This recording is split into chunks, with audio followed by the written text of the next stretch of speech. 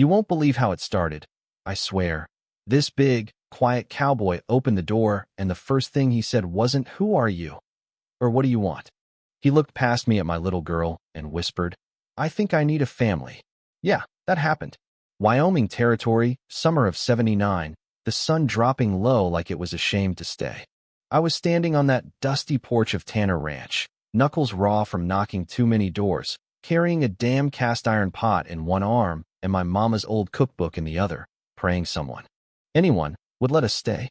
My name's Eliza May, and the shy little one clinging to my skirt, that's Lucy, 5 years old and braver than I'll ever be. Cole Tanner opened the door slow. All lantern light and silence, like a man used to empty rooms. He smelled of leather, hay, and something lonelier than winter. His wife had died 3 years back. People whispered that grief built walls taller than his fences, and they were right. But the moment his eyes hit Lucy, something cracked. I swear I saw it. Like a crack in an old barn plank after the first rain in months. She didn't even speak, just stared at him with those big brown eyes like she belonged there already. And he said it, rough as uncut wood. "I think I need a family." I didn't even know how to answer. "Thank you, sir," was all I could manage, my voice barely holding together. He didn't say more, just stepped aside. That night we sat in his kitchen, a place that smelled like dust and memories. I cooked my mama's meat pie, the same one I used to make on the trail. He didn't compliment it, didn't smile, just ate until his plate was clean, then washed it himself. And, this will sound silly, but that simple act felt like a promise. Lucy fell asleep in his wife's old rocking chair by the fire, rag still in her hand from trying to help clean. Cole froze when he saw her there, like she was sitting in a ghost seat, and then, slow as a prayer, he draped a wool blanket over her shoulders.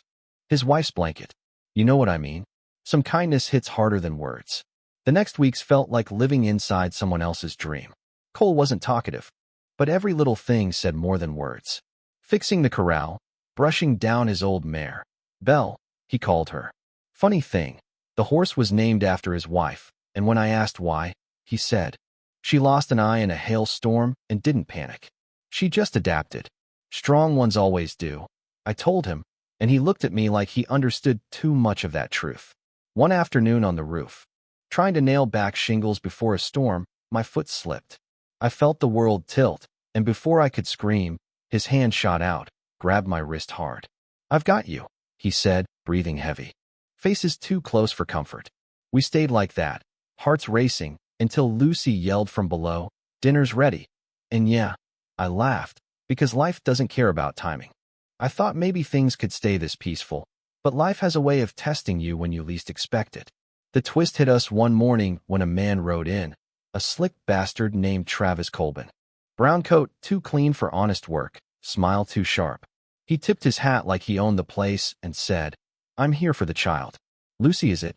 I'm her late father's kin." My blood went cold. Lucy shrank behind me, and I swear my hands shook, but I kept my voice even. "You're no kin of hers, Travis."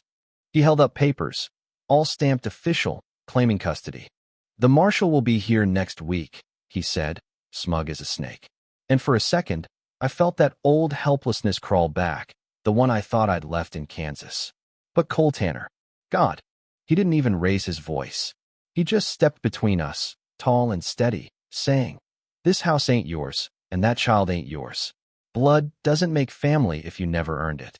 Travis tried to throw the law in his face, but Cole didn't flinch. "I've seen men like you, slick talk, dirty hands. You're not taking her." That night, while Lucy slept curled in that same rocker, Cole rode out to town before sunrise. Came back with legal papers stamped by Joseph Elliott, the only lawyer people still trusted. Guardianship papers.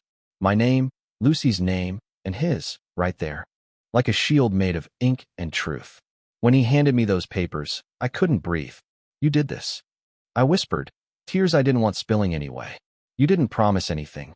But I believe you more than anyone who ever did." He just nodded, simple as that, like saving us was no big thing. But it was everything.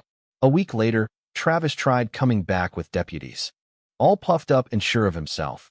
But Joseph Elliott showed up too, along with half the damn town. Farmers, mothers, the blacksmith's wife holding a loaf of bread like a weapon. They all stood there while Joseph held up the papers, saying, Eliza May and Cole Tanner are Lucy's legal guardians. This man is under investigation for fraud. The sheriff all but shoved Travis back on his horse. You should leave before you're charged, he said. Travis cursed and rode off. No claim, no power left. That evening, well, I don't know how to explain it without choking up. The town came back, not to fight, but to celebrate.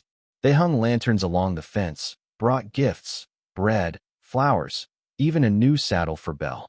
The blacksmith's wife said, Every home deserves light. This one has 3. And for the first time, Cole didn't stand off to the side like a man just surviving. He stood next to me, his hand on my back, steady and warm. No vows, no rings, but it felt like the only kind of promise that mattered. Later that night, Lucy sat on the porch swing, scribbling in a notebook. She looked up at me and whispered, They say a house needs wood and nails, Mama, but I think all it needs is 3 people who won't give up on each other. And I swear, in that moment, with the lanterns glowing soft against the dark prairie and Cole's hand still resting on my shoulder, it felt true. But here's the thing. When I caught Cole staring out at the horizon later, quiet as always, I wondered if he was thinking about his wife, about whether he deserved this second chance, whether we all did. And maybe that's the real story. You don't get rid of ghosts out here. You just learn to live with them, you know what I mean? So tell me, what do you think? Was Cole right to take us in, to fight the law for us? Or should a man like him have stayed alone out of respect for his past? I'm curious, because out here in the West, sometimes love feels braver than any gunfight. You ever have one of those mornings when the air feels too still, like even the birds know something's coming? That's how it started. The sun hadn't fully burned through the mist yet. Lucy was on the porch swing scribbling in her notebook, and Cole was fixing the chicken coop like it was the most important thing in the world. He had this way of working that made you forget he carried ghosts in his chest, you know what I mean? But I could tell something was on his mind. The way he kept glancing at the road like he was waiting for it to deliver bad news. And he wasn't wrong. I spotted the rider first, a lone figure cutting through the dust, moving slow like he had no reason to rush, which meant he probably thought he owned the place. Cole wiped his hands on his jeans, squinted at the horizon, and when the man got closer, his jaw tightened. It wasn't Travis Colbin this time. No, this was someone new, and somehow worse. A man in a dark coat, weather-beaten but too clean to be just another drifter. He slid off his horse, nodded polite, but his smile didn't touch his eyes. Name's Sheriff Wilkes, he said, flashing a badge that looked a little too shiny for a man who smelled like trouble. I heard about that custody mess, he continued, pacing slow along the fence line. Just making sure the law stays straight out here.